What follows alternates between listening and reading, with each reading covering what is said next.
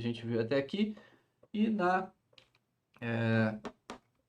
quarta-feira, deixa eu só voltar aqui, né? Então, o que nós vimos até agora? Vimos uma breve introdução, falamos detalhadamente do método de mínimos quadrados. Então, a gente obtemos estimadores de mínimos quadrados para os parâmetros da regressão linear simples.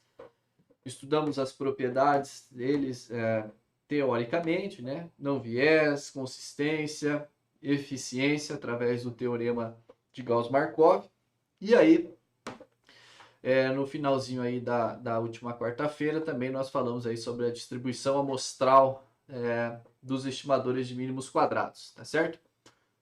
Então, meu plano para hoje é o quê? É a gente falar de testes de hipótese e intervalos de confiança, que é uma extensão natural, né, da distribuição amostral. Tudo na estatística frequentista é baseado na distribuição amostral. Então, teste de hipótese e intervalos de confiança são apenas aí diferentes formas de você usar a distribuição amostral para ou mensurar a sua incerteza, né, quantificar a incerteza que você tem associada à estimação dos parâmetros, o que a gente costuma chamar de intervalo de confiança, ou então testar afirmações sobre os parâmetros do modelo de regressão, e é o que a gente chama de teste de hipótese.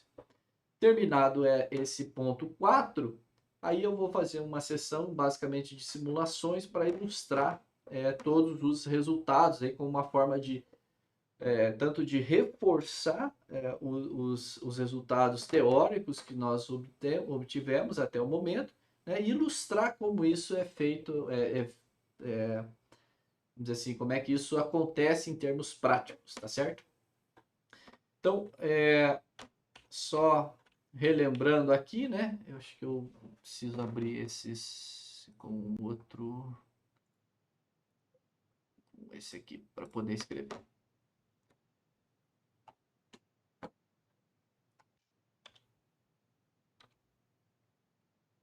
Então, só estão relembrando aqui, né? Deixa eu tirar esse aqui.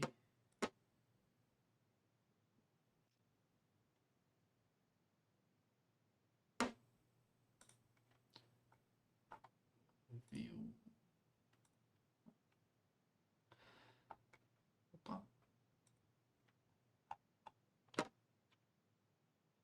Então, só relembrando aqui, né? Tudo que eu estou fazendo até o momento, eu estou me apoiando nesta saída aqui do R, né? Então, o que a gente tem aqui? A gente falou como obter esse pedaço, estimativas pontuais, né? Os estimadores que avaliado nos dados viram as nossas estimativas pontuais. A gente falou de erro padrão. A gente já falou como calcula isso daqui, né? Que é um teste de hipótese, mas ainda não expliquei bem direitinho o que é esse teste de hipótese. Associado ao teste de hipótese estão os p-valores, né? Então, hoje a gente deve fechar toda a interpretação deste pedacinho do 4, né? Além disso, também nós vamos ver como calcular esse pedacinho aqui, né, que é o intervalo de confiança para os coeficientes de regressão, tá? Isso daqui provavelmente ainda vai ficar para quarta-feira, que é a parte de a nova para o modelo de regressão, tá? Então, análise de variância para o modelo de regressão linear simples. Bom, então vamos continuar aqui, né? Então, só estou passando aqui, chegar aonde nós paramos na semana passada, tá? Bom, distribuição amostral, então só relembrando, né? A gente faz essa suposição aqui com relação aos erros do nosso modelo, então tem distribuição normal com uma média zero e esta variância, isso é equivalente a esta suposição sobre os y, então y dado as covariáveis tem esta média, que é a nossa reta de regressão, e uma variância sigma 2, né? E aí a gente lembrou de um resultado importante, que combinação linear de normal é normal, então como o beta chapéu 1 e o beta chapéu 0 são combinações lineares dos y, então eles também têm distribuição normal, e a gente mostrou que a esperança dele é o beta 1, e esta é a variância, e da mesma forma a gente mostrou que a esperança do beta 0 chapéu é o beta 0 com esta variância. E aí isso daqui, essa parte aqui é simplesmente uma outra forma de escrever este resultado onde você padroniza subtraindo a média e dividindo pela raiz quadrada da variância. Então, você tem uma distribuição normal com média zero, né? Você subtraiu a média aqui e variância 1, uma vez que você dividiu aqui pelo desvio padrão, tá? E a mesma coisa aqui para o beta zero. A gente falou também da distribuição amostral do estimador sigma 2, né? No caso, o sigma 2 é desconhecido, né? Ela tem uma distribuição aqui quadrada, né? E aí, quando você pluga o estimador aqui, ao invés do verdadeiro valor do sigma, esta distribuição tem essa quantidade aqui, né? Esta variável aleatória tem distribuição t com n-2 graus de liberdade e a mesma coisa para o beta zero, tá?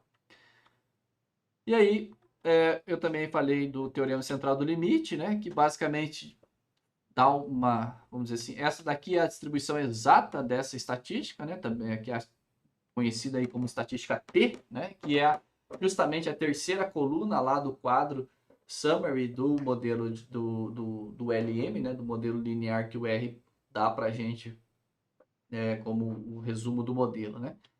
Mas também você pode usar esta aproximação, né? Então essa é a aproximação assintótica e basicamente ela é a distribuição normal padrão. E aí também eu falei que quando o tamanho da amostra cresce, essa aproximação converge, né, para a distribuição T converge para a distribuição normal e aí tudo fica mais ou menos a mesma coisa, tá? Então, e aí tem uma regra, vamos dizer assim, uma regra meio que do dedão que diz, né, com N maior que 30, a distribuição T já praticamente não tem diferença da distribuição normal, então tanto faz nesse caso você usar ou a estatística T para fazer o teste, ou como a distribuição amostral, né, desta quantidade, como também você poderia usar a distribuição normal. Deixa eu tirar isso aqui. Bom, e aí agora vamos começar aí a parte realmente da aula de hoje, né, que é a parte de teste de hipóteses e intervalos de confiança. Bom, então, o teste de hipóteses dentro do modelo de regressão linear simples, ele é muito voltado ao slope, né, ou a inclinação da reta de regressão, né? Então, o teste padrão, né, é fazer este teste que está aqui. Então, quer dizer, sob a hipótese nula, a gente diz que o beta 1 é igual a um particular valor, né? Em geral, esse valor aqui vai ser zero, tá certo? Por quê, né? Lembrando lá da interpretação dos coeficientes de regressão, né? E que a gente tem beta 0 é onde aqui a reta intercepta o eixo y e o beta 1 é justamente a inclinação da reta. Então quer dizer o quê? Que se essa inclinação for igual a zero, o que isso significa? Que você pode trocar o x que o y não troca, né? E isso é normalmente o que a gente quer saber. X está associado com y? Sim ou não, né? Então, isso aqui é uma forma de você testar estatisticamente essa intuição, né? X está associado a Y? Então, se não está associado, o que acontece? É isso aqui, beta 1 vai ser igual, nesse caso, o particular valor zero. Caso contrário, ele vai ser diferente de zero, mas é claro que você também pode testar se ele é menor que zero ou se ele é maior que zero. Por default, né, aquele teste que está lá na saída do summary da LM é um teste de bilateral, então é um teste de diferença, né?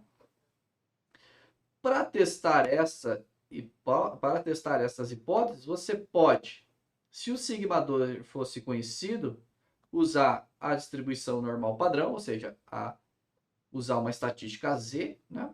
Então quer dizer que esta estatística Z teria distribuição normal padrão, ou quando o sigma 2 for desconhecido, você vai utilizar a estatística T, que tem essa carinha, né? A única coisa que muda é que aqui você está usando o parâmetro populacional e aqui você está usando o seu estimador, né? A sua estimativa para fazer essa continha aqui. E isso aí você vai comparar isso aqui com uma T com n-2 graus de liberdade, certo?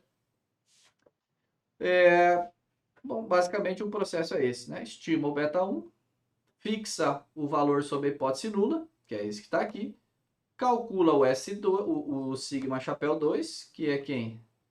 Nós já vimos essa conta, né? Somatório de YI menos y chapéu ao quadrado, dividido por n menos 2, isso é uma conta. Isso aqui também é uma conta, então você é capaz de fazer essa continha.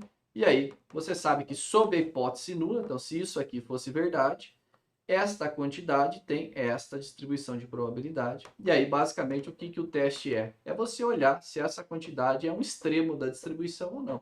Então, se esse valor que você obter aqui acontece com muita frequência, ou seja, com alta probabilidade, você tem evidências para não rejeitar H0. Caso isso aconteça, o valor que você calcular aqui dentro dessa distribuição tenha uma frequência muito baixa, né? Ou seja, um valor extremo, um valor raro, então quer dizer que você tem evidências para rejeitar a hipótese nula em favor da hipótese alternativa, tá? Então, nós vamos ver aí como é que a gente faz esse teste daqui a pouco.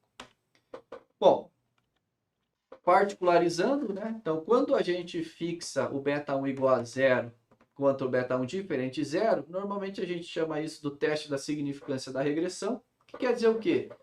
Se a minha covariável está ajudando a explicar a variabilidade da variável resposta, né?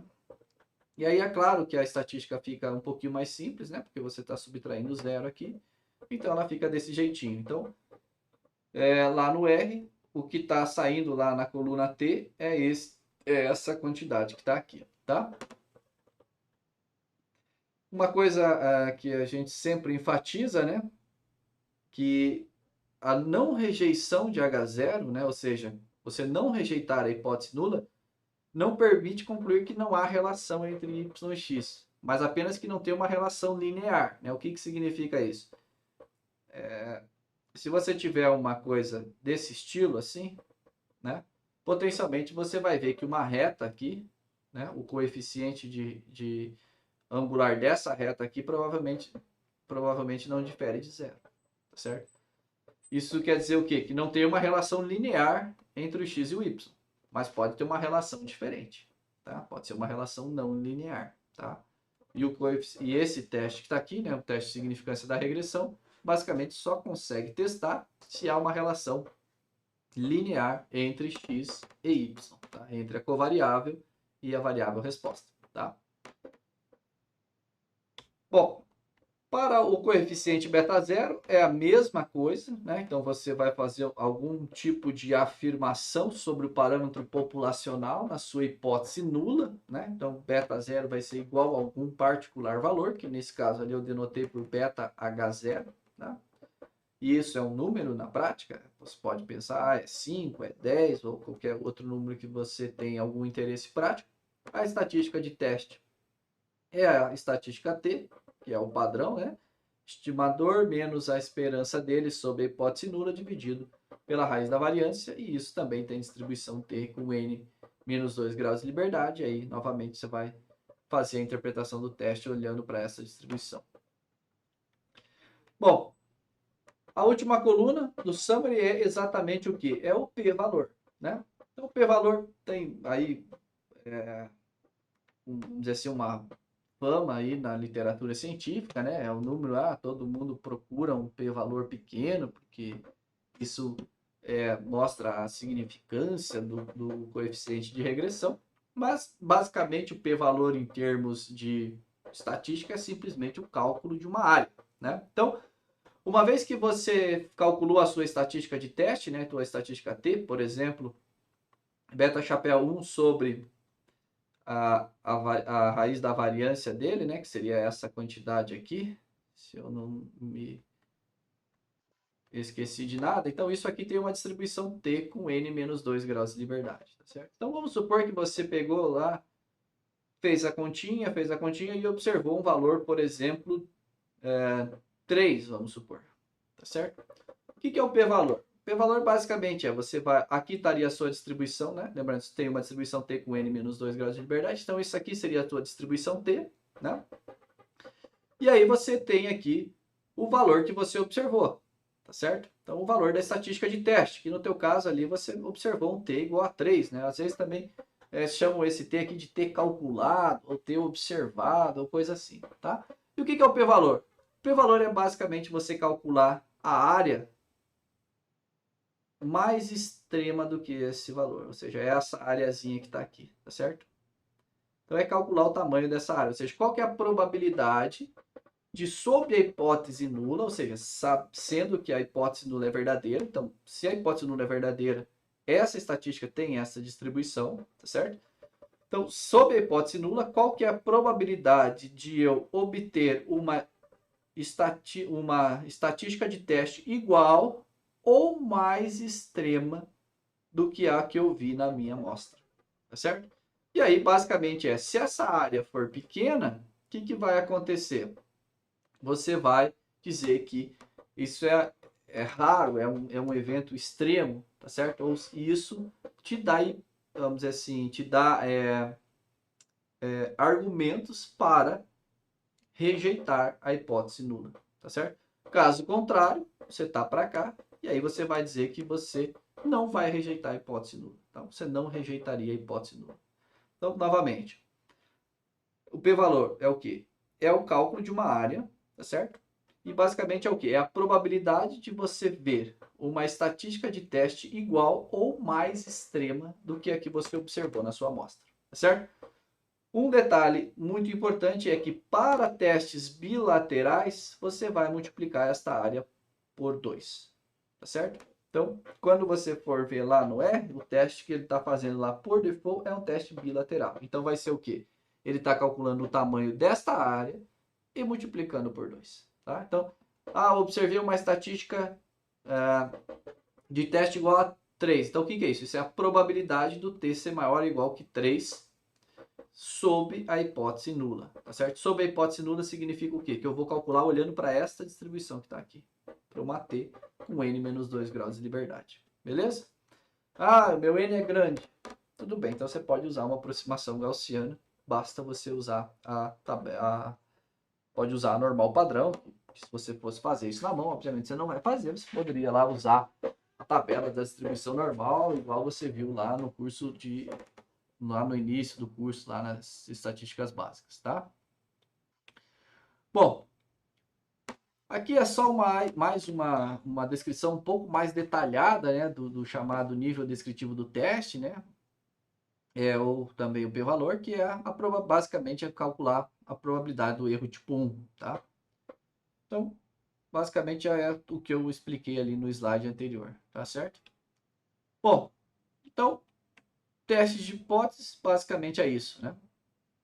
E os intervalos de confiança? Bom, os intervalos de confiança são apenas pegar estas expressões aqui das distribuições amostrais, né? Poderia ser essas que estão aqui, e isolar o beta 1, tá certo? Deixar o beta 1 aqui dentro, tá? Então, basicamente, você vai calcular a probabilidade de um certo intervalo, né? Porque como você tem a t para os dois lados aqui, então você vai ter um valor positivo e um valor negativo, né? Com o beta 1 no meio. E aí, basicamente, esse intervalo interpreta-se como a probabilidade do intervalo conter o verdadeiro valor do parâmetro, tá? E aí, não tem muito segredo, é uma continha simples, né? Basta isso aí, P chapéu, mais ou menos, o quantil da distribuição T com N menos 2 graus de liberdade e alfa sobre 2 nível de significância, né? O alfa seria o nível de significância e 100 vezes 1 menos alfa por cento é o nível de confiança, né? Então, o normal aí é você usar 95% ou 99% de confiança, tá certo? O que isso aqui significa? Diferentes valores para esse carinha que está aqui, tá certo? Nós vamos fazer também uma ilustração aí da interpretação e de como é que calcula esse intervalo de confiança, tá?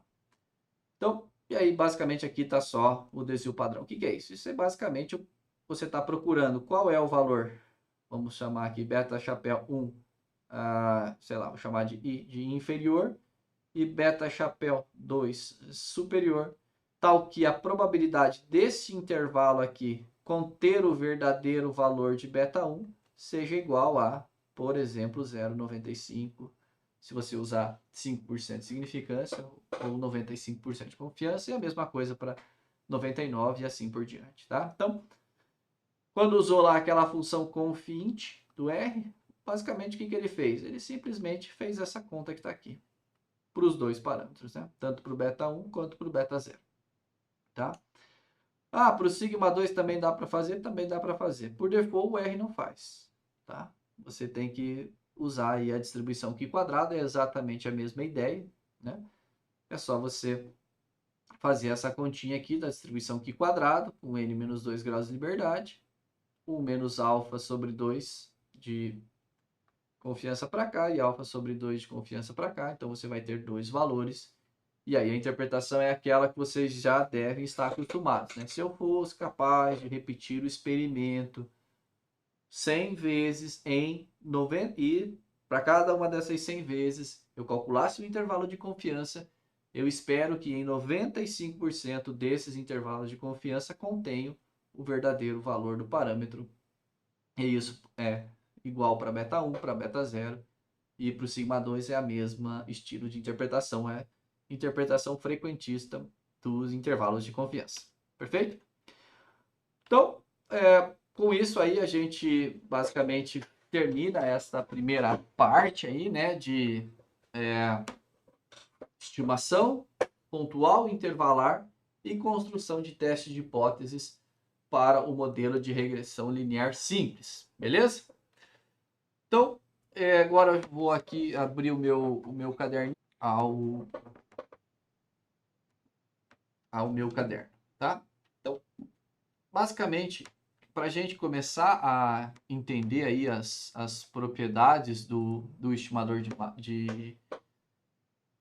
do estimador de mínimos quadrados dentro do contexto de regressão linear simples, o primeiro passo para a gente poder ilustrar essas propriedades computacionalmente e até mesmo fazer, né, as continhas, ter dados para fazer essas continhas, é a gente saber simular desse modelo, tá certo? Então, o que é simular do modelo? Ou antes disso, né? Qual é o modelo, né? Então, o nosso modelo, ele é um modelo muito simples, que ele diz o seguinte, que a variável aleatória yi segue uma distribuição normal com uma média mi e uma variância comum, uma variância igual para todas as variáveis aleatórias yi, e i é um conjunto de n variáveis aleatórias, tá certo? Em particular, o mi ele é modelado desta forma, beta 0 mais beta 1 xi, tá certo? Então, quem são os parâmetros do nosso modelo, né? O que eu vou chamar aqui de θ vetor, né? Os parâmetros do nosso modelo são beta 0, beta 1 e sigma 2, tá certo? O que significaria os parâmetros nesta situação? Bom, vamos dar o nome aqui a algumas coisas, né? Então, vamos lembrar lá que nós tínhamos um x e nós tínhamos um y, né? Vamos dizer que o x, por exemplo, é uma coisa bem simples, assim, a altura da pessoa, tá certo? E o y é o peso, tá certo? Vamos assumir, por simplicidade, que uma relação linear entre a altura e o peso descreva bem essa associação, né? Então, o que você está imaginando? Quanto mais alta é a pessoa, mais pesada ela é. E vamos supor que isso fosse algo deste jeito, tá? Bom, o que eu teria aqui? Se eu fosse capaz, né, de observar todas as pessoas da minha população, e aí você vai poder definir essa população, vamos pensar aí numa população pequena, por exemplo, todos os alunos da estatística. Então, se eu fosse capaz de medir todos os alunos da estatística, e eu tivesse lá, sei lá, 300 alunos, eu vou lá e vou medir todos os alunos, meço peso e altura, peso e altura, peso e altura, peso e altura. Eu vou ter o quê? Eu vou ter um monte de pontinhos aqui, tá certo? Então, eu tenho todos os alunos, aí eu venho aqui e simplesmente ajusto esta reta. Eu só ajustei essa reta. Eu não tenho processo de inferência. Por que eu não tenho processo de inferência? Porque eu tenho acesso a toda a população. Então, se eu fosse capaz de fazer isso, vamos supor que o beta 0 aqui fosse algo em torno de, vamos pensar aqui, uma pessoa que tivesse, sei lá, altura 0, ela não poderia ter nenhum peso. Então, talvez, sei lá, vamos supor que uma pessoa com sei lá, 40 quilos, quanto mais ou menos que ela deveria ter de altura, né? Não sei, vamos pensar um pouco aqui. 40 quilos, quanto que deveria ter de altura? De peso, né? Não, ao contrário. Uma pessoa com, sei lá, vamos supor que a pessoa a mais baixinha aí do curso de estatística tem 1,45 m, tá certo? E para ela pesar em torno aí de, sei lá, 50 quilos, né? Vamos supor, 50 quilos, tá? Então aqui eu poderia colocar um valor, por exemplo, vamos ver, 50 quilos. Eu colocaria aqui, sei lá, 45 quilos, talvez. Tá? Chutando um valor aqui. Então vamos supor que começa aqui mais ou menos no 45, no 45 quilos, o Y, né, que é o peso, né? E vai crescendo linearmente. Vamos supor aí que a cada aqui centímetro que a pessoa cresce, né? Que é uma pessoa 1 centímetro maior do que uma outra, talvez, sei lá, vamos dizer que adicione aí 100 gramas no peso da pessoa. Não sei, estou chutando esses valores aqui, né? Então, uma pessoa aqui com um metro de altura teria 45,1 quilos. Não sei se isso faz sentido. Talvez um pouco maior aqui, talvez 20 aqui. Mas nós já vamos ver se isso faz sentido ou não. Então, se você fosse capaz de medir todas as pessoas e simplesmente ajustasse essa reta, você deveria ver 45 e 0,20. Esses seriam os parâmetros populacionais do nosso modelo populacional, certo? Isso significa o quê? Não precisa estimar nada, não tem nenhuma incerteza associada, tá? Bom, fato é que mesmo numa população pequena como a que eu estou aqui supondo, né, para vocês, né, só os alunos da estatística, pode ser muito difícil fazer isso. Então, o que nós vamos ter? Nós vamos ter apenas uma amostra, tá certo? Essa amostra a gente vai denotar por YI, né? E potencialmente essa amostra aí tem um N finito, né? E aí vamos supor que essa amostra seja, sei lá, tamanho 30. Então eu tenho 30 pessoas que eu realmente mostrei. Para cada uma dessas pessoas eu vou ter o Y e eu vou ter o X. Então eu vou ter lá, essa pessoa aqui tinha, vamos ver, vamos pensar aqui, essa pessoa tinha 80 quilos e 1,75 m de altura. Essa seria a pessoa 1. A outra pessoa tinha 60 quilos e tinha 1,62 m de altura. E assim vai até a última pessoa aqui. Você pensa lá alguma coisa, tinha 50 quilos e 1 m e, sei lá, 55. Tá certo? Então, o que eu tenho, na verdade, é isso aqui só. Tá certo? E o que eu quero saber? Bom, eu quero saber quem é esse beta 0 e esse beta 1 na população. Então, eu quero saber, eu gostaria de saber o parâmetro. Obviamente, baseado numa amostra, eu não tenho como saber o verdadeiro parâmetro populacional. Então, eu vou fazer uma inferência, né? Esse é a ideia da inferência, né? Você usar a sua amostra para inferir algo na população e, em geral, esse algo são parâmetros do modelo populacional, tá certo? Bom, tá. E ainda faltou, né? Quem que seria esse sigma 2, né? Esse sigma 2 seria justamente aqui os desvios, né, de toda a nossa população em relação ao modelo proposto, tá certo? Então, esse é o caso. Então, temos o nosso modelo, já sabemos quais são os parâmetros, agora nós devemos ser capazes de simular desse modelo, né? Para simular do modelo, o que você precisa, né? Você precisa especificar valores para esses caras, né? Então, na prática, obviamente, você não tem esses caras verdadeiros, mas se a gente quer entender o comportamento do modelo, simular dele é muito interessante, porque aí a gente vê o que acontece com esse modelo, tá? Então, vamos começar fazendo uma simulação. Deixa eu ver se eu consigo abrir um outro R aqui. Open, aconteceu alguma coisa que eu tava. Opa. achar aqui o meu R que eu estava calculando alguma coisa aqui que eu já não me lembro mais o que é. E vamos abrir aqui um novo. Opa. Vai.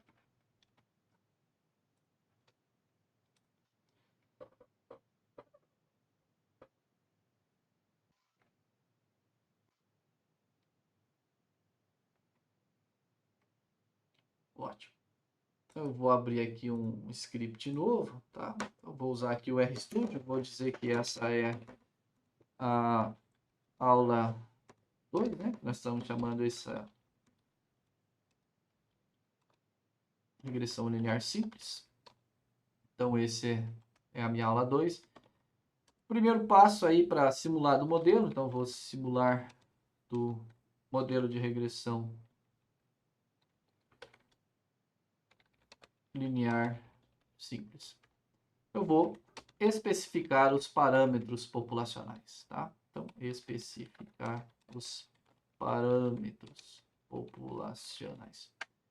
Quem são eles? Beta 0, que na minha continha lá eu pensei, vou começar aí mais ou menos em torno de 50 quilos, talvez seja muito, né? 45 quilos para o intercepto talvez seja suficiente, eu não sei, vou testar para ver o que acontece com os dados.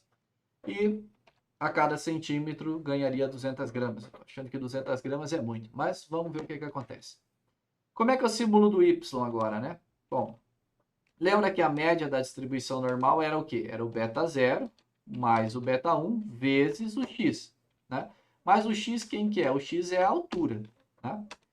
Então, nesse nosso exemplo, o x ser a altura, eu posso pensar, bom, preciso criar algumas alturas aqui para eu simular o peso das pessoas com essas determinadas alturas.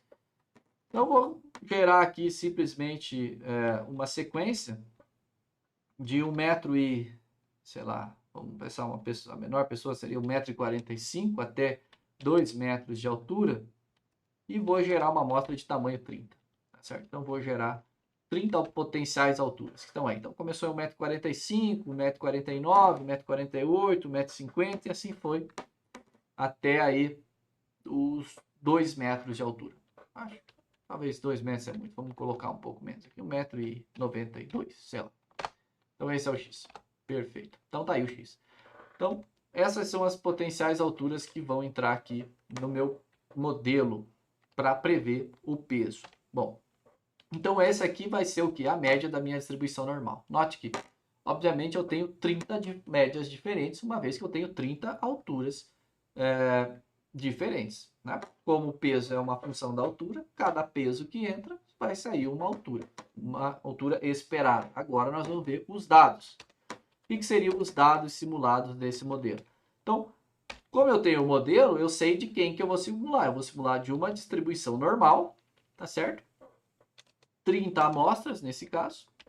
Com qual média? A média que eu acabei de gerar ali em cima. E qual desvio padrão? Bom, agora eu vou ter que pensar aqui um desvio padrão que faça sentido.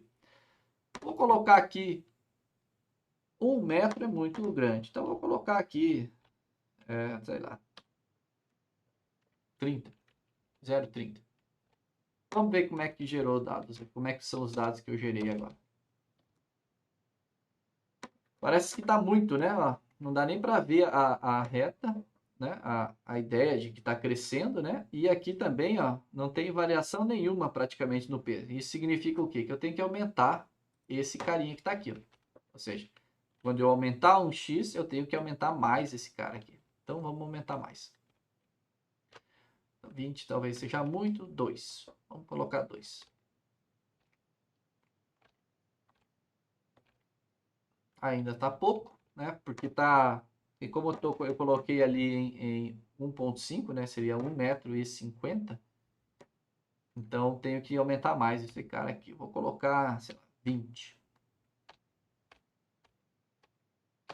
Aí, ó. Olha só como ficou bem mais parecidinho com o que nós estávamos esperando, né? Mas acho que 20 está muito, né? O que eu preciso fazer agora é aumentar um pouco a variância, né? Porque tá tudo muito juntinho, estão vendo aqui, ó? Então, vou colocar uma variância um pouquinho maior. Vou colocar uma variância 1. agora parece que está razoável, né? Então, uma pessoa que tem 1,50 m, ela está aí tendo em torno de 70 e pouquinhos quilos. Talvez está muito grande esse intercepto aqui. Vou diminuir um pouquinho, né? Uma pessoa com 1,50 m teria talvez 50 quilos, 55 quilos, talvez não 70. Aí ela diminuiu um pouquinho, né? Para 70, eu acho que eu preciso aumentar um pouquinho mais essa variância aqui, talvez para 5. Ah, foi demais, bagunçou muito. Vamos por 2,5. Aí, tá bom. Esse é mais ou menos o nosso dado aí, tá? Então, note que, claramente, né, você tem o x, você tem o y. Quando você aumenta o x, ele aumenta o y, tá? O modelo populacional diz que a cada unidade que você aumenta no x, aumenta 20 no y, tá? Mas tomar cuidado aqui que nós estamos com 1,5, então aumentar 1 metro na pessoa aumenta 20 quilos, né? Mas é só um modo de interpretar. Talvez fosse mais interessante a gente ter colocado aqui, ao invés do aumento em metros, né? Talvez eu colocasse de 145 centímetros até 192 centímetros, e aí eu poderia colocar um beta 1 bem menor, né? E aí faria sentido eu pensar, cada 1 centímetro aumenta 200 gramas, 300 gramas, no caso aqui seriam 200 gramas no peso da pessoa, tá? Então, essa é mais ou menos a ideia. Eu vou usar aqui um set.seed, tá?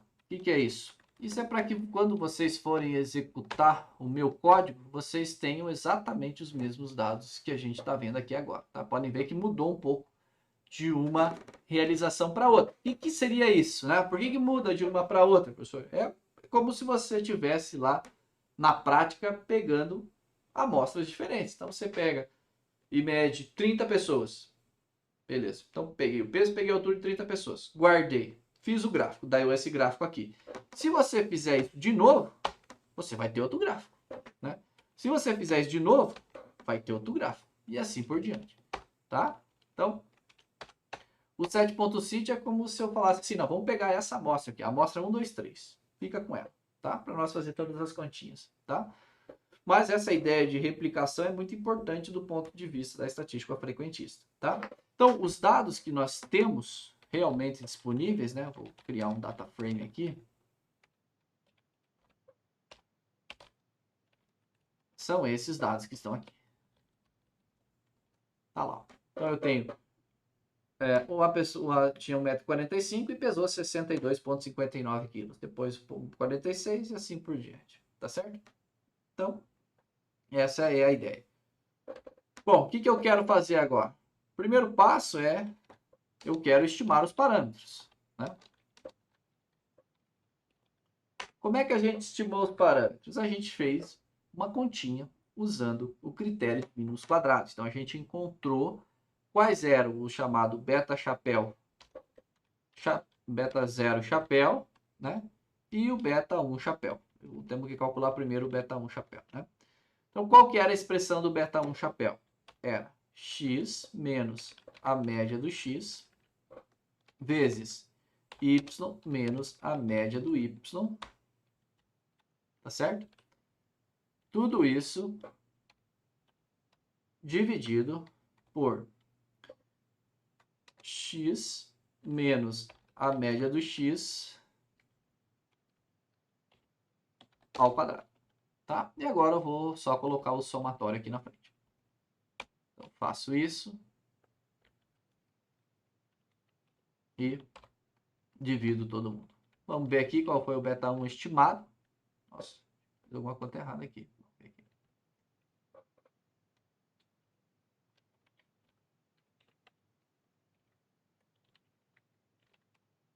É isso aí.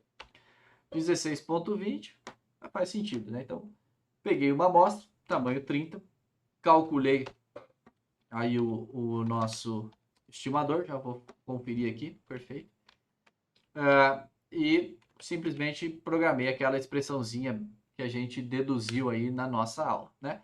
O beta 0, quem que é? Ele é a média do y menos o beta 1 chapéu vezes a média do x.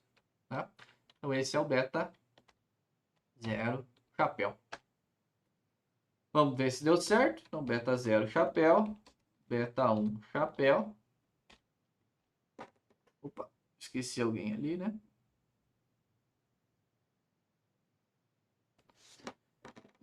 Deixa eu ver aqui, beta 1 chapéu. Perfeito? Deixa eu aumentar um pouco isso aqui.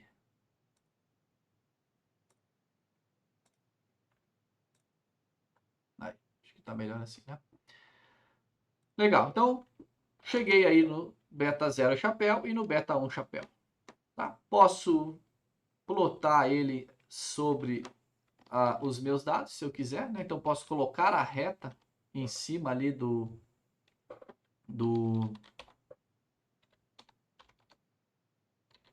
dados observados. Então seria isso que está aqui.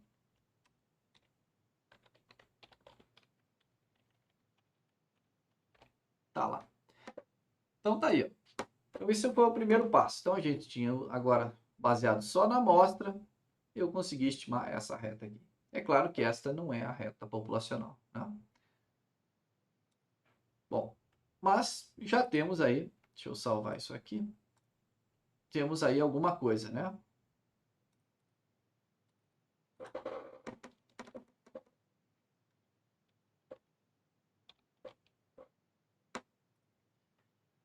Bom, o que é o próximo passo, né? Então, olhando aqui para a LM, que é o que nós estamos seguindo, né? Nós conseguimos obter esta coluna que está aqui, tá certo? Essa coluna que está aqui.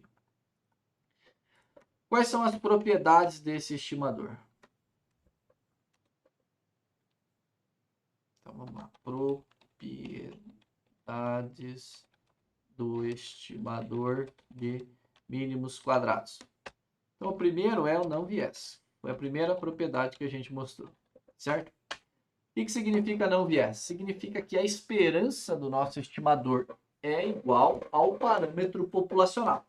Tá? O que isso significa em termos práticos? Em termos práticos, significaria o seguinte: se você fosse capaz de capturar diversas amostras, para cada uma dessas amostras você calculasse o estimador de mínimos quadrados do beta 0 e do beta 1 e depois tirasse a média de todos esses caras, você deveria ver exatamente o valor do parâmetro populacional, que é, nesse caso aqui, 35 ou 20. Tá? Então, de novo, o que significa o não viés? Tá? Não viés, né? É a primeira propriedade aí do estimador de mínimos quadrados. Significa que a esperança do estimador, seja ele qual for, beta 0 ou beta 1, é igual ao parâmetro populacional. Tá? Como que você ilustra isso computacionalmente? Como é que você vê isso computacionalmente para você ter uma interpretação? Então, se você tivesse diversas amostras, então vamos supor que fosse a amostra 1, a amostra 2, a amostra 3, a amostra 4, até uma amostra, a enésima amostra. Vamos supor que cada uma dessas amostras fosse de tamanho 10. Então, você ia ter o Y1, o Y2, até o Y10. Com essa amostra, você calcularia o beta chapéu 0 e o beta chapéu 1. E eu vou colocar um 1 aqui do lado, que é o quê? Que é o da primeira amostra. Você repetiria esse mesmo processo para o beta chapéu 0, agora da segunda amostra, e o beta chapéu 1, agora da segunda amostra, tá certo? Da segunda, quando eu falo amostra, é do conjunto de amostra 2. E depois o conjunto de amostra 3, 4, 5, 6, até um número aqui enorme, tá certo? Então isso aqui tendendo para infinito. É isso que significa essa esperança que está aqui. A esperança, na verdade, a esperança que está aqui significa o quê? Significa você pegar todos esses beta zeros estimados e calcular a média deles, tá certo? Essa é a ideia. Então, assim, vamos dizer assim, mais intuitivamente seria o quê? Seria você fazer isso aqui, ó, somatório de indo de 1 até infinito, do beta chapéu 0, por exemplo, i, dividido. É claro que esse infinito aqui é só uma ideia, né? Eu vou colocar um n aqui e falar assim, quando no limite quando n tende a infinito, isso daqui deveria ser igual ao beta zero populacional, certo? Então, ó, peguei diversas amostras, para cada amostra calculei o parâmetro, a estimativa de interesse, pego todas elas e calculo a média. Quanto que tem que dar essa média? O verdadeiro parâmetro populacional, tá? Então, como é que nós podemos fazer isso no computador? Vamos lá. Primeiro, eu preciso saber simular, eu preciso ter essas amostras, certo? Então, para ter as amostras, nós já sabemos como é que faz, que é o quê? É isso que está aqui, ó. Tá? Então, eu vou ter as amostras. Vou coletar várias amostras agora. Então, eu vou criar um espaço aqui, que é uma matriz, que por enquanto não tem nada. Em cada linha dessa matriz, vou colocar aí, colocar as variáveis as amostras na coluna. Então, cada coluna da minha matriz vai ser uma potencial amostra, tá? Então, vai ter, vamos supor que eu vou simular amostra de tamanho 30, tá? E coluna, eu vou simular, para começar, eu vou simular só 10. Ou seja, eu vou simular 10 amostras de tamanho 30, tá? Então, só para ter uma ideia aí de como é a estrutura. Então, o que eu vou ter aqui? Nesta primeira coluna, eu vou ter a amostra 1, é como se eu amostrasse 30 pessoas. Devolvo essas 30 pessoas para a população e vou para pegar a 2. Amostro mais 30, então vou preencher a 2. Devolvo essas 30, pego mais 30, vou preencher a 3 e assim por diante, certo? Claro, pessoal, isso é uma ilustração. Ninguém faz isso na prática, isso não existe, mas é assim que o estatístico pensa, é assim que o estatístico frequentista pensa, tá? Então, eu vou fazer isso aqui, para ir indo de 1 até 10, que são os 10 conjuntos de amostras que eu vou tirar. Eu vou colocar isso aqui na coluna do meu y. Então, eu vou colocar isso aqui na coluna, certo? Então, vou colocar aqui 1, por exemplo. Coluna 1. Olha lá o que vai acontecer. Preencheu a coluna 1. Então, significa o quê? Amostrei 30 pessoas. Então, eu tenho 30 alturas aqui de 30 pessoas com aquelas alturas que eu fixei. Lembrando o seguinte, a altura aqui é fixada, então o x é fixado. Então você teria que, na prática, ser capaz de, olha, com essa altura eu amostro a pessoa, com essa altura eu amostro a pessoa, e assim vai, tá? Então, vou colocar isso aqui agora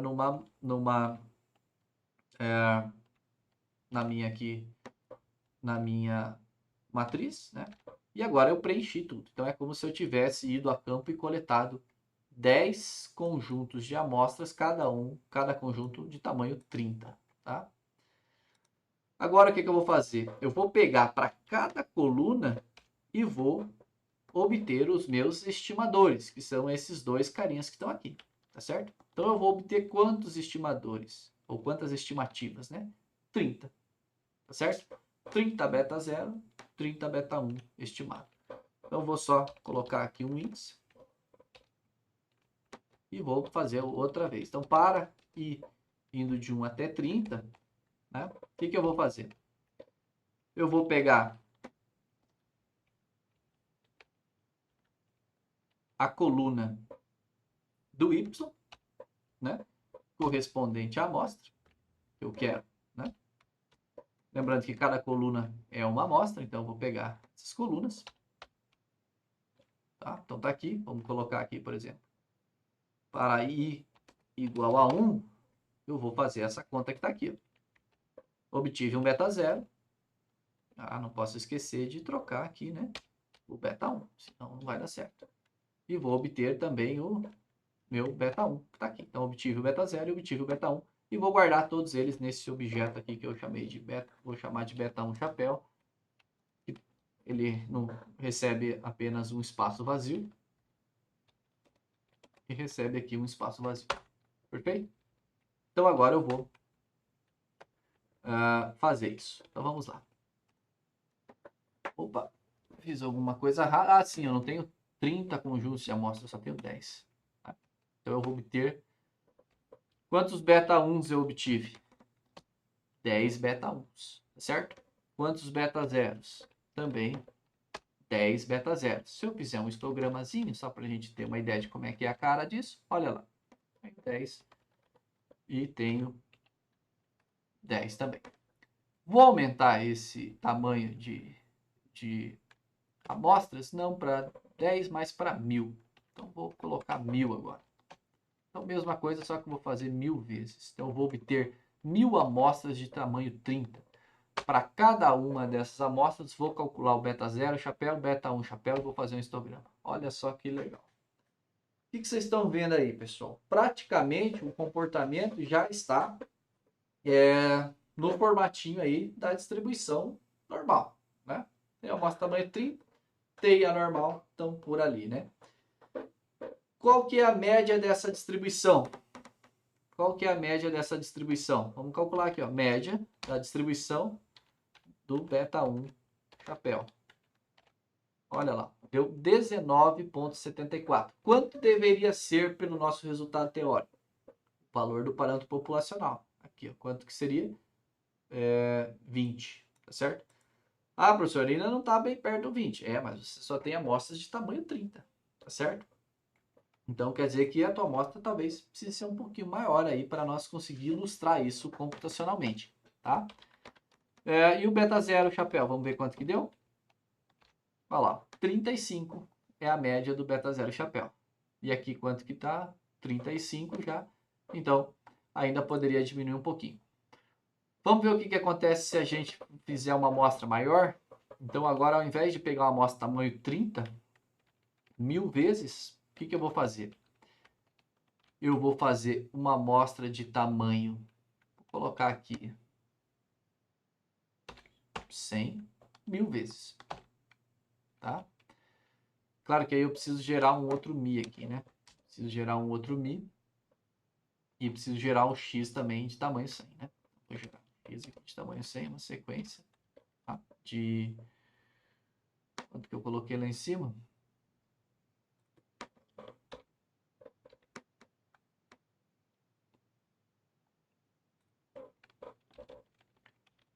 Uma sequência de 1,45 m de tamanho 100.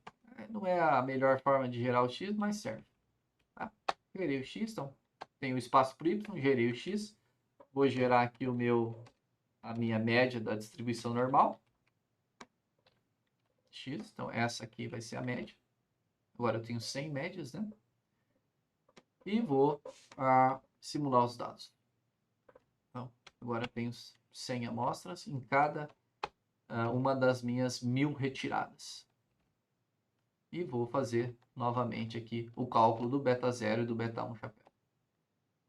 Então, já podem ver aí que a distribuição continua aí com um formato bem parecido com o da distribuição normal.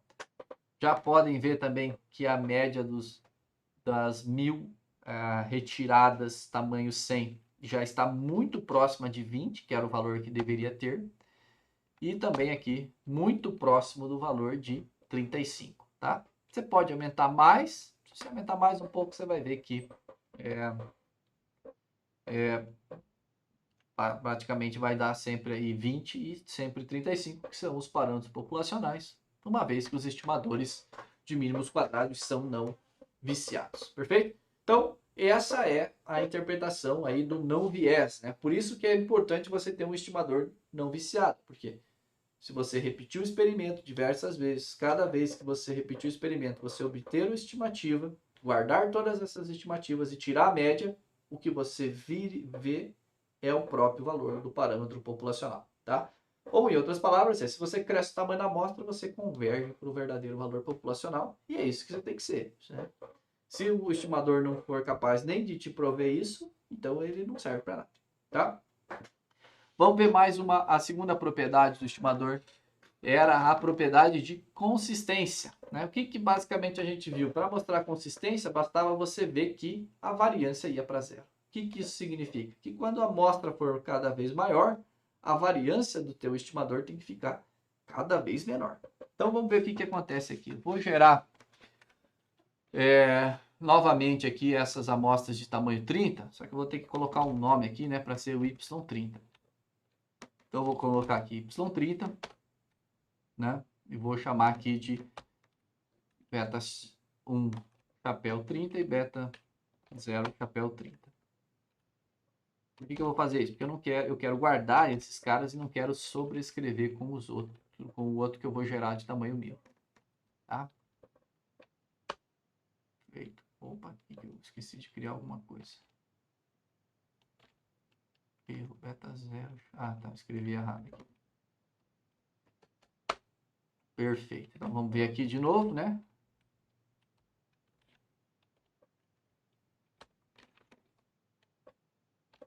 Ótimo. Então tá aí. Então tá aí a distribuição. Vamos ver quanto que é a variância desses caras, né? Então a variância beta 1 chapéu 30 é o quê? É 3,60, 3,20 nesse caso. E do beta 0 é 9,21. Perfeito. Agora eu vou fazer a mesma coisa, só que com uma amostra de tamanho 1000, não mais de tamanho 100, de tamanho 30. Tá? Não, desculpa, uma amostra de tamanho 100 1000 vezes. Então, olha lá a carinha da distribuição, né? Vamos calcular a variância agora, aqui, ó, variância do beta 1 chapéu. Olha lá, caiu para 3, quanto que era aqui quando a gente tenha o beta 1 chapéu 30. 3,20, ué, o que deu de errado aqui? Vamos ver. Deixa eu rodar de novo aqui. X, Mi, Y, perfeito.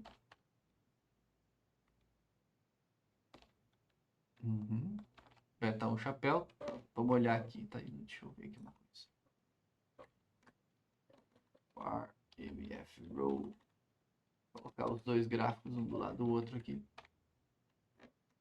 Este beta 1 chapéu 30.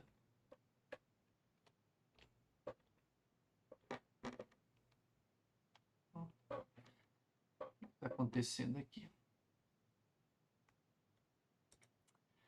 Aqui eu estou indo de 30, parece que está igual quase, né? Deixa eu ver se eu não estou sobrescrevendo ninguém aqui, pessoal. Ah, sim, né? Eu não usei o amostra tamanho 30 aqui, né? Eu usei a amostra tamanho 1000. Aí não vai dar certo. Aqui, 30. Então, vamos gerar de novo. Então, gerei o Y. Tá aqui o Y, guardei o espaço para o beta. Vamos ver aqui se estou gerando. Estou gerando o Y certo. Ah, tem que ver se eu estou gerando o X. Não, estou gerando o X corretamente também. Então, vou gerar aqui o X corretamente. Nem mesmo o 1000 estou gerando corretamente. Vou fazer aqui de novo. Opa.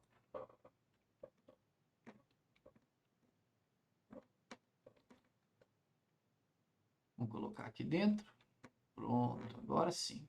Então, esse aqui não precisa ficar aqui dentro, nem esse. Pode ficar aqui fora. Pronto, agora sim eu tenho 30 valores para média, perfeito. Vou gerar 30 mis, perfeito. Ótimo. Tá lá, agora sim. Beleza, a média, a variância do beta 1 chapéu, com amostra de tamanho 30, foi essa variância. 10 e alguma coisa, tá? Posso plotar também a distribuição do beta 0, a média e agora a variância. Do beta 0, chapéu 30. Que deu 29 alguma coisa. Vou colocar aqui uma coisa um pouco maior. Então aqui, perfeito. Perfeito. Beleza, agora vamos repetir tudo com uma amostra de tamanho 1000. Uma amostra de tamanho 100. Porque eu estou com 1000 na cabeça, né? Ótimo. Vamos plotar a distribuição. Olha lá, o que está acontecendo. Então, o que é basicamente a variância do estimador? A variância do estimador está medindo aqui qual que é a variabilidade das estimativas, das estimativas, né? Então, quando eu tinha amostra de tamanho 30, eu obtive beta 1, né, beta inclinações que iam desde 10 até 30, mesmo tirando amostras da mesma população. Então, eu estou só retirando amostras da mesma população, calculando o beta 0 chapéu e o beta 1 chapéu. Então, retirei 1000 amostras. Com uma amostra de tamanho 30, o beta chapéu 1 variou desde 10 até 30. É claro que a maior frequência acontece aqui, ó, em torno de quem? Em torno de 20, que é o quê? É o parâmetro populacional. A mesma coisa aconteceu aqui para o beta 0. Ele foi lá desde 15, né, até quase 55, né? Mas a maior frequência aconteceu aqui em torno de 35, que é o parâmetro populacional. E, é claro, se você calcular aqui a média, né, vai dar muito próximo de 20, e a média aqui vai dar muito próximo de 35, que são os parâmetros populacionais. Quando você aumenta o tamanho da amostra, o que que acontece? A variabilidade diminui. Então aqui, ó, você vai ver que, ó, nessa cauda aqui, ó, tem uma frequência muito baixa, então praticamente já começa aqui em torno de 15 e agora vai até 26. E aqui, olhando, aqui está ao contrário, eu plotei duas vezes o beta 1, né? Acho que eu estou olhando, deixa eu ver aqui. Acho que eu plotei duas vezes o beta 1, isso. Plotei o beta 1 e o beta... E o beta 1 de novo com tamanho 30. Então vamos plotar de novo aqui. Agora sim. Então, olha lá. Então, diminuiu aqui, né, a variabilidade do beta 1 e também, obviamente, diminuiu aqui a variabilidade do beta 0, né? Note que o 30 estava aqui, agora o 30 já está aqui, sendo um extremo da distribuição. Se eu aumentar essa amostra ainda mais, eu vou aumentar para a gente ver o que acontece, né? Eu vou aumentar essa amostra aqui para... deixa eu só fazer uma coisa aqui. Vou colocar 3 linhas e 2 colunas. Deixa eu já deixar aqui o gráfico feito. E agora eu vou aumentar muito essa amostra aqui. Eu vou aumentar ela para tamanho 1000. Então eu vou tirar 1000 amostras de tamanho 1000.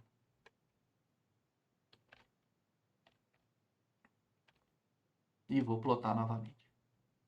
Olha lá o que aconteceu. Então, ó, beta 1 começou lá com amostra tamanho 30, uma variabilidade de 10 até 30. Caiu para, podemos dizer aqui, tem dois valores bem extremos aqui, mas caiu aqui para 15 até 26. E agora, o tamanho 1000 já está entre 18 e 22. O que está acontecendo? Ele está cada vez mais estreitando ao redor de qual valor? 20. Tá certo? Então isso é o quê? Isso é a consistência do estimador. A variância está diminuindo conforme o tamanho da amostra cresce. Tá?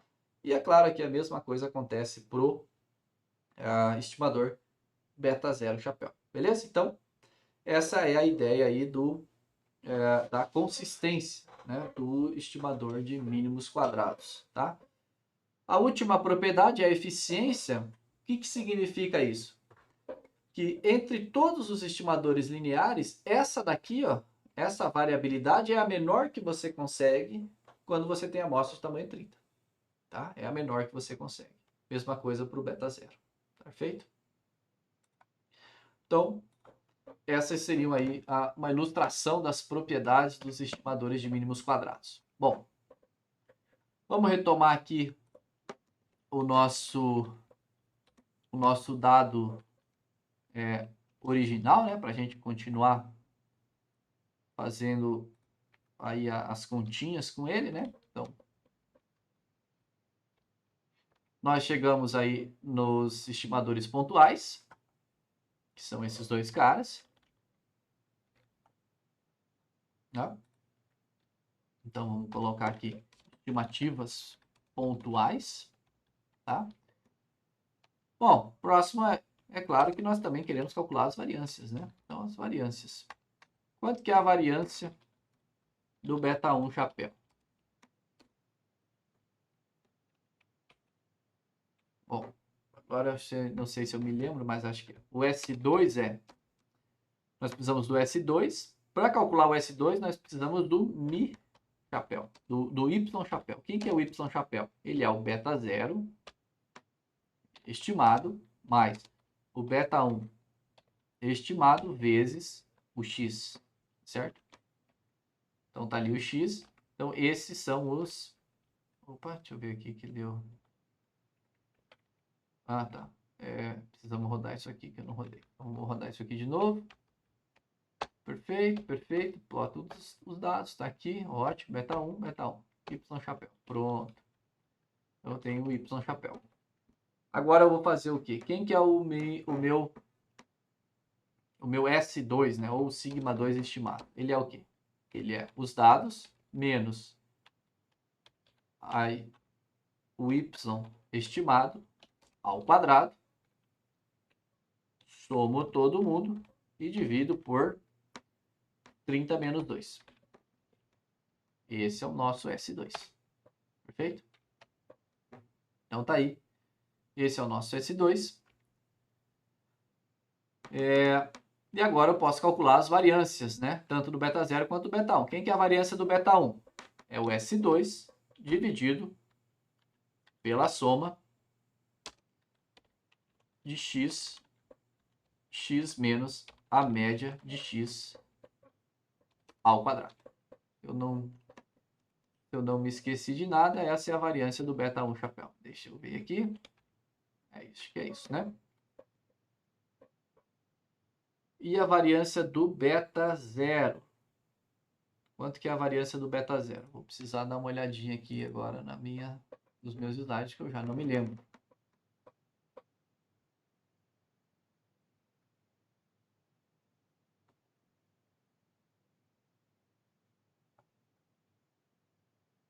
Tá aqui.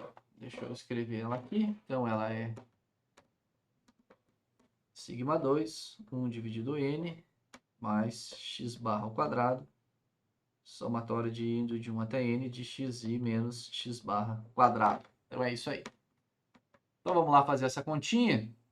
Tá? Então, novamente, o S2 já está ali, né? Então, é a variância do beta 0 estimado, recebe quem? Recebe S2 vezes 1 dividido 30, mais a média de x ao quadrado,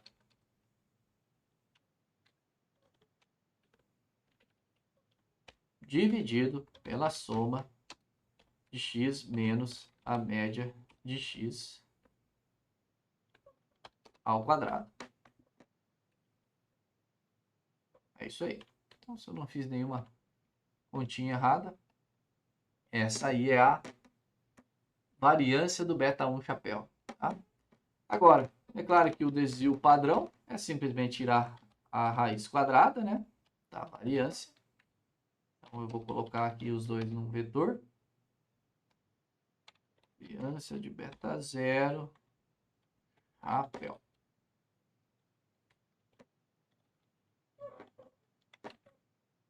Vou colocar o beta 0 primeiro e depois o beta 1. Vou colocar assim. Essa quantidade. Vou colocar aqui também o beta 0 estimado. O beta 1 estimado. Deu essa outra quantidade. E agora eu vou colocar tudo isso aqui junto. Tá aí. Então deu essas duas quantidades. Então esse aqui é o meu beta 1 estimado. Esse daqui é o meu beta 0 estimado é 41. Meu beta 1 estimado é 16,20. Vamos ver aqui, conferir se nós fizemos tudo certo. Dá um summary. Isso parece que sim, né? Perfeito. Então nós temos ali. Deixa eu só mostrar isso aqui de novo. Vamos crescer aqui. Então, olha lá. Nós estimamos isso, 41,27. Perfeito. Está arredondando com 3 casas, né? Erro padrão está aqui. Esse é o erro padrão. Beta 1 está aqui. Esse é o erro padrão. Perfeito. Exatamente igual o que o R está calculando. Podemos fazer agora a estatística T? É claro que sim. Né? Não tem nem o que você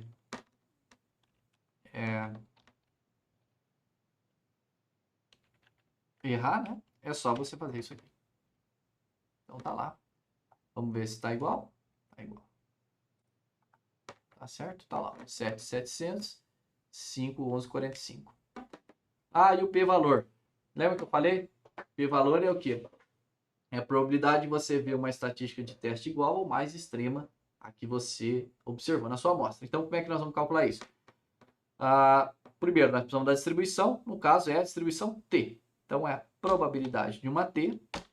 Qual valor tem que acontecer? Aquele valor lá, 7,705. Tá certo?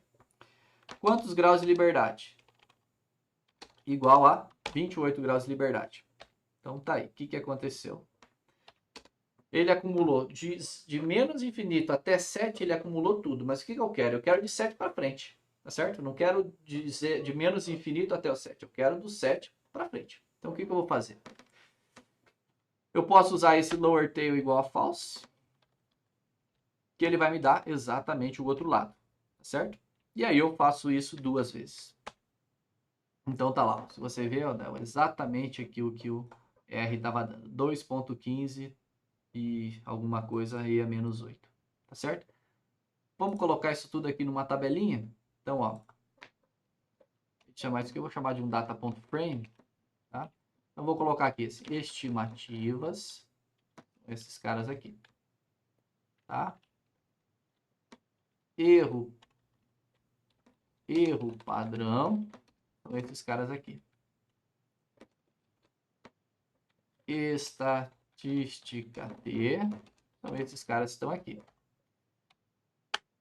E agora, P valor. Vamos colocar eles aqui. Então, olha lá. Aqui seria legal eu vou colocar isso aqui no objeto.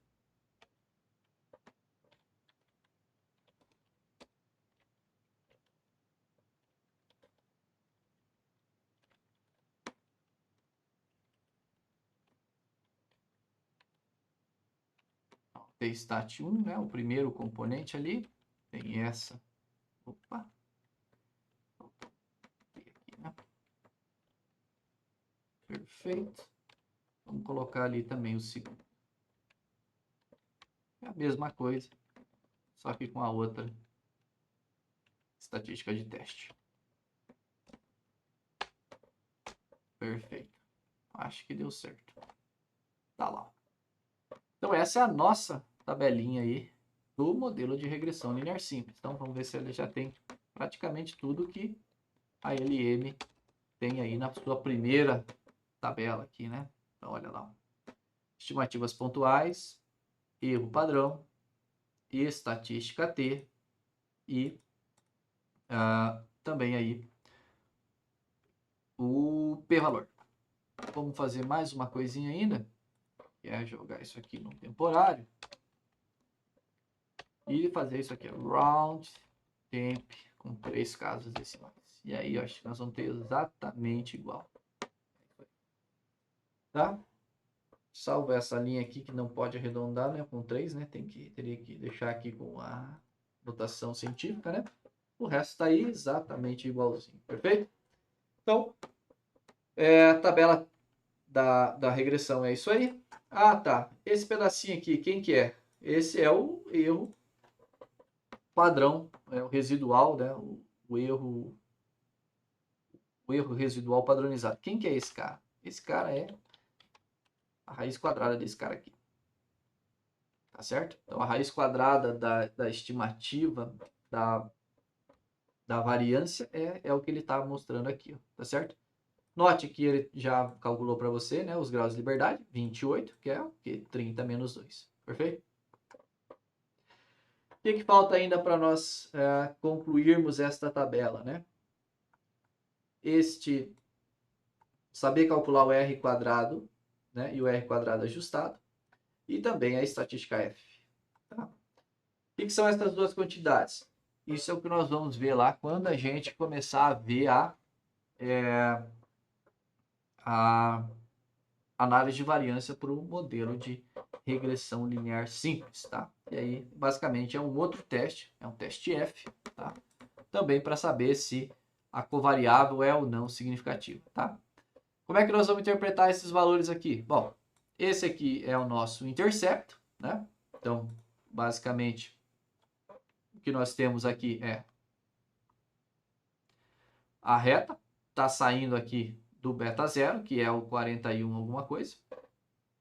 Está crescendo, né? Então, a associação positiva e a inclinação dessa reta é 16,2, tá certo? Como é que você vai interpretar isso? Bom, eu poderia interpretar assim, né? Uma pessoa que tem 1 metro para 2 aumenta em 16,2 quilos, né? Não é, o nosso dado não ficou ainda, vamos dizer assim, tão...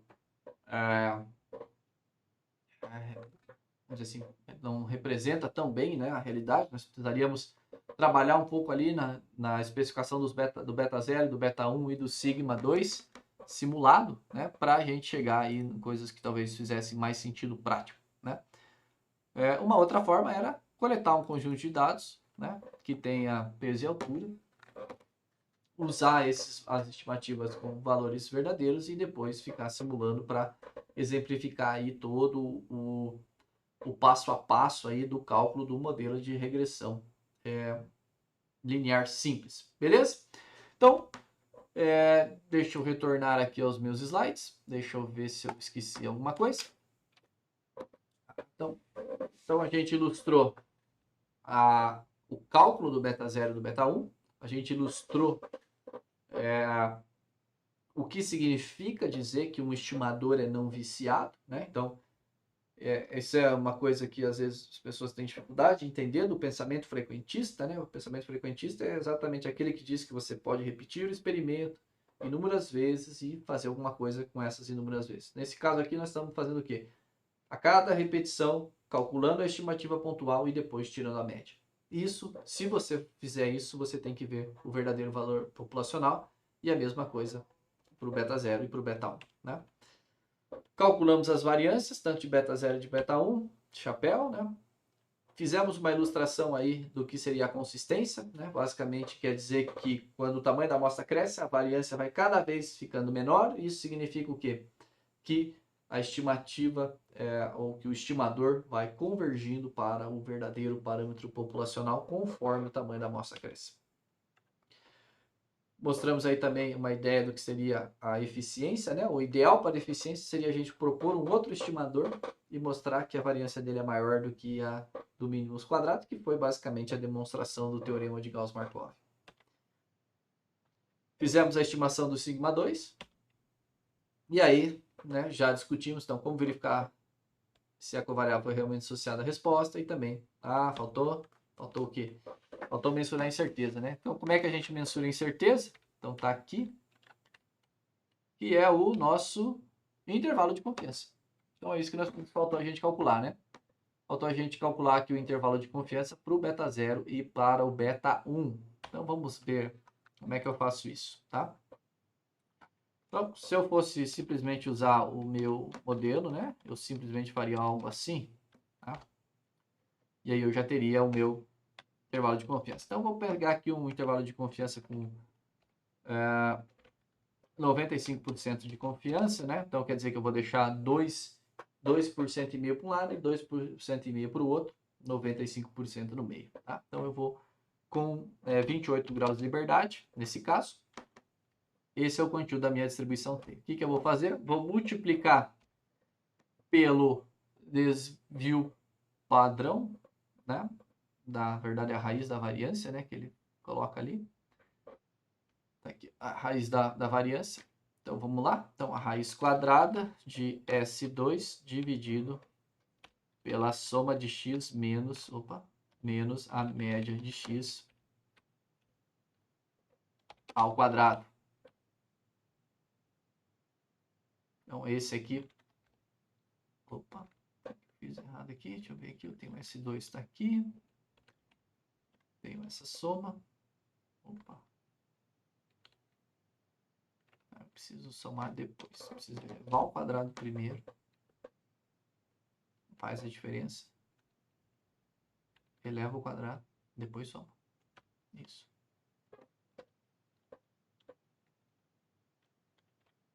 Perfeito. E aí, tira a raiz quadrada.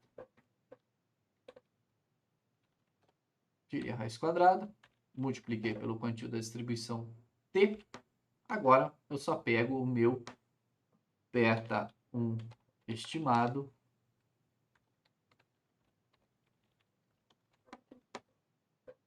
Opa, fiz alguma coisa errada aqui. Beta 1 chapéu, quanto que é? 16. Vou colocar assim, beta 1 mais isso. Beta 1 menos isso. Perfeito. Vamos ver se bate. Intervalo de confiança para o beta 1, perfeito. É 91,71, 22,60. E aí a mesma coisa aqui para o beta 0. Beta 0, beta 0. É claro, tem que adaptar a variância, né? Então, a variância é S2 vezes 1 dividido 30 mais a média de x ao quadrado dividido por essa soma de quadrados aqui. Eu acho que é isso. Se eu não errei nenhuma continha, deve ser isso. 52,25, bateu perfeitamente. E aqui o valor negativo também bateu perfeitamente. Então é isso. Então aqui o intervalo do beta 1. O que eu fiz de errado? Ah, faltou colocar uma vírgula aqui. Beta 1 e o beta 0. Perfeito. Vamos fazer o confinte para ver se deu certo. É isso aí. Então, olha lá. O beta 0, o intervalo de confiança é 30,30 até 52,25. Perfeito, bateu direitinho. E o beta 1, o intervalo é 9,71 até 22,69. Perfeito. Aí sim, bateu também perfeitamente como que a gente esperava, tá? Então, fechamos aí intervalos de confiança. O do variância eu vou fazer